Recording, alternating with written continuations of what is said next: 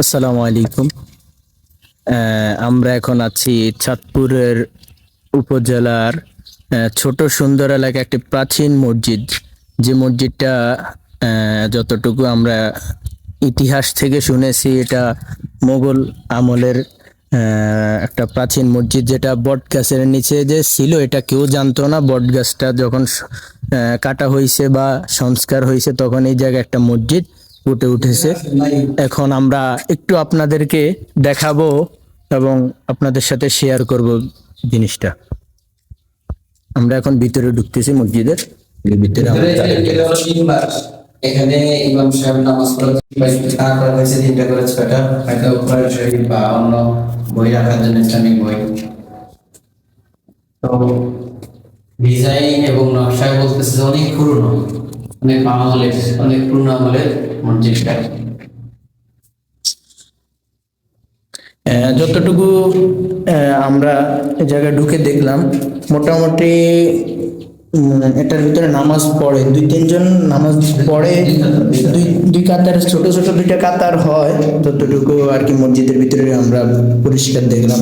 এবং এটার ভিতরে কোরআন শরীফও পড়ে।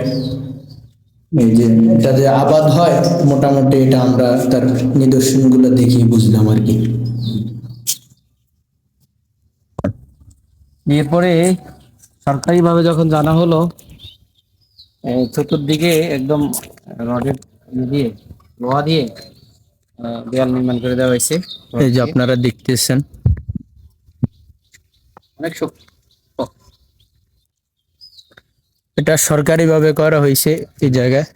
এই জায়গায় ওনারা এবং নোটিশ বোর্ড দিয়ে দিয়েছে। এই যে নোটিশ বোর্ডটা আপনারা দেখেন।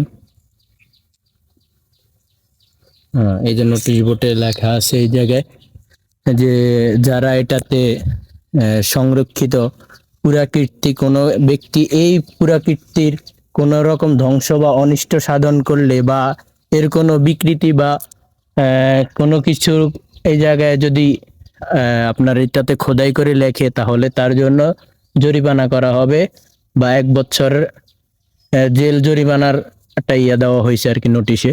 যতটুকু করলাম, যেটা একটা পুরানা নিদর্শন, এই জন্য এটার নিদর্শন ধরে রাখার জন্য বা এটা কিভাবে করা যায়, তারা নোটিশ বোর্ডে এটা উল্লেখ করছে আর কি।